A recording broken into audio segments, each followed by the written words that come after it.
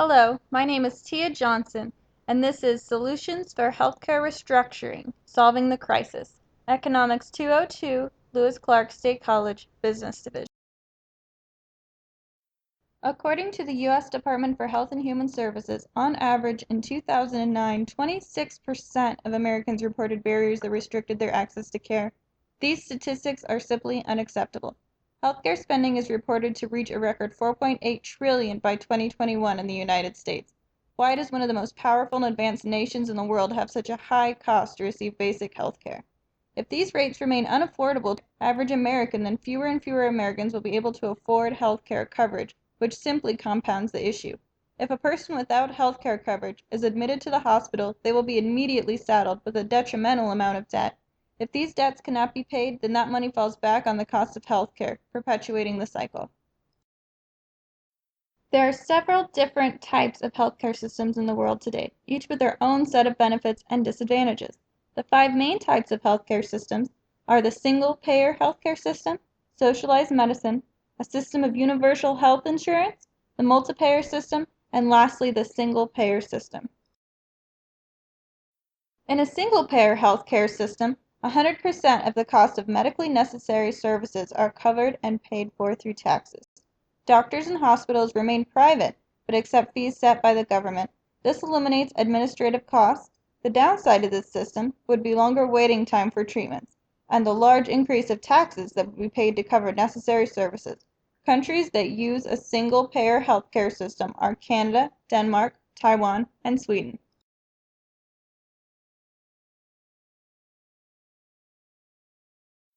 Socialized medicine is a system of healthcare where 100% of preventative medicine and care for acute conditions is covered and funded through tax payments. In a socialized medicine healthcare system, the government owns the hospitals and employs the doctors and other employees directly through a program called the United Health Service. There are some private doctors, but they have special regulations and are paid by the government.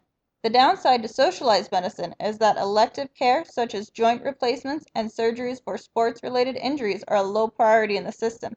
This means that people may have to wait for years instead of several weeks like they would if they were in the United States. Socialized medicine is used in the United Kingdom, Spain, and New Zealand. A system of universal health insurance is one in which every single person is required to enroll in either one of the many nonprofit health insurance societies or the program provided by the federal government. The system is funded through a combination of income from a payroll tax, such as the one that funds Medicare, and premiums paid by both employees and their employers. In a universal health care system, physicians and hospitals are paid at a uniform predetermined rate. This eliminates unnecessary administration costs for billing. Under universal health insurance, substantial co-payments in which payments pay as much as 30% of their medical bills are required, while insurance is required to pay the rest. The downside to universal health insurance is that the insurance typically does not pay for most preventative care or for medical expenses connected with pregnancies. The universal health insurance healthcare system is used in Japan, Germany, and France.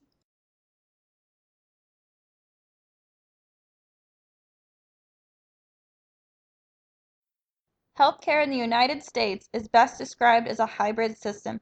It is the only one of its kind in the world. The U.S. does not have a uniform health system or any formal system of universal healthcare coverage. Hospitals and their employees are owned by private firms. This means that there is usually little wait time for elective surgeries and that a typical American consumer doesn't pay the full cost of their healthcare services.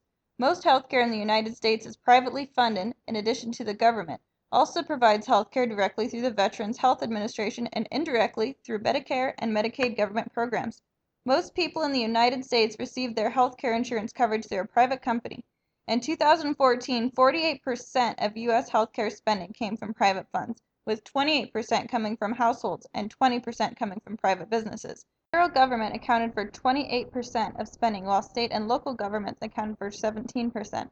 Only recently the United States has enacted legislation mandating healthcare coverage for almost everyone through the Affordable Care Act.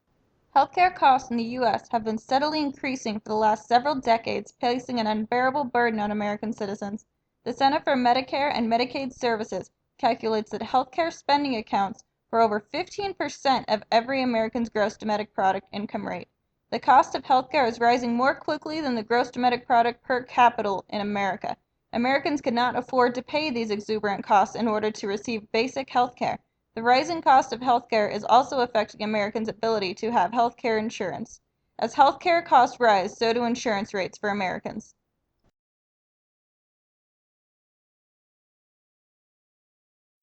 There are several issues in the United States that contribute to the rising cost of health care in our country.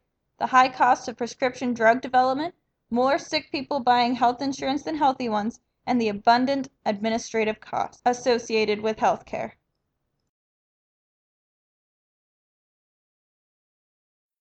In the United States, the cost for prescription drug development is much higher than anywhere else in the world.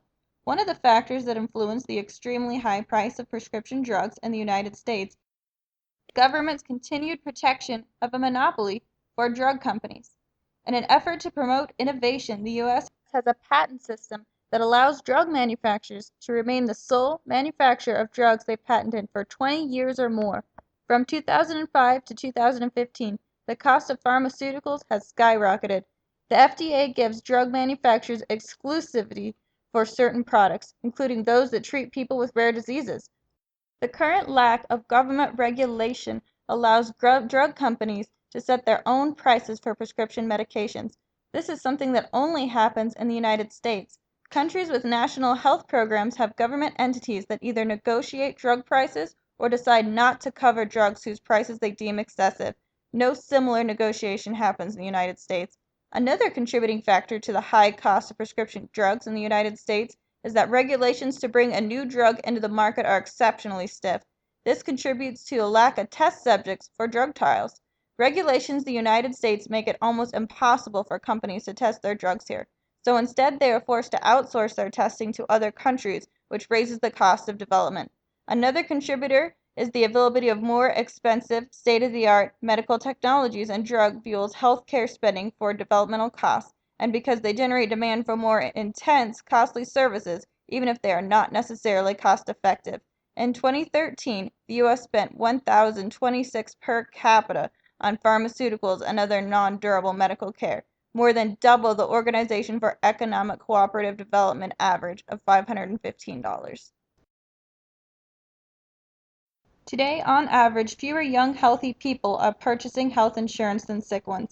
Insurance companies need young, healthy people to purchase health insurance, as well as older, sick people to help balance out the expenses. The number of uninsured Americans was 18.2% in 2011, as compared to 16.8% in 2008. The increase in uninsured Americans can surely be attributed to the rise in healthcare costs, which coincidentally raised the cost of health insurance coverage. The final major contributor to the rising cost of health care in the United States is increasing administrative expenses. The United States has the highest administration costs for health care services of any other country in the world. The system we have now is extremely inefficient. Every hospital bills and charges patients a different way. Every insurance company has their own way of accepting charges and determining which things they will pay for. Total expenditures on administration nationwide estimates suggest that as much as half of the $361 billion spent annually. Many economists agree that market-based reforms are the best solution for solving the healthcare crisis. History has proven that a competitive market is the healthiest way for an economy to function, and this includes healthcare. Returning to a more competitive market would force out companies that are not functioning as efficiently as they could be. Many of the keys to solving the healthcare crisis include reducing the amount of inconsistencies within insurance companies and healthcare providers. People and companies need to be able to easily compare services in order to make the market work like it should. Prescription drug companies need to be given more incentive to produce cheaper generic drugs for consumers. This will save the consumer money. Regulations that protect monopolies in the pharmaceutical industry need to be removed. Limits on patents need to be set. Many government healthcare programs already work together with the prescription drug companies to reduce the price of medications. This practice needs to be extended over to the civilian sector of healthcare. Healthcare insurance needs to be mandatory for Americans. As with any other type of insurance, in order for health insurance to work effectively, more healthy people need to have insurance than sick people in order to balance out the cost of services and lower the prices for everyone. People are required to purchase and keep automobile insurance to protect themselves and others from high unexpected costs associated with wrecking a vehicle. By requiring everyone to carry a limited amount of affordable health care coverage, it will help more evenly distribute the cost of health care, as is done with the automobile industry. The final key to solving the healthcare crisis is to streamline billing and administrative practices. If charges are done in a universal way, it will be easier for consumers and insurance companies to understand the benefits they are receiving and the cost of them to obtain these benefits. Streamlining charges will also save millions of dollars annually in administrative care costs for consumers, hospitals, and insurance companies alike.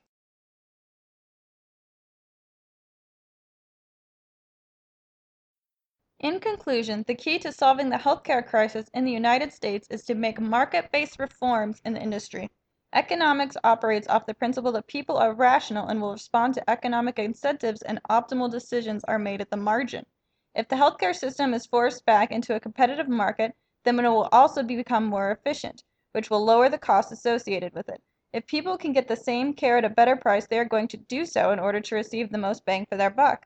In a market economy where hospitals, insurance companies, and drug companies are forced to compete, everyone will win.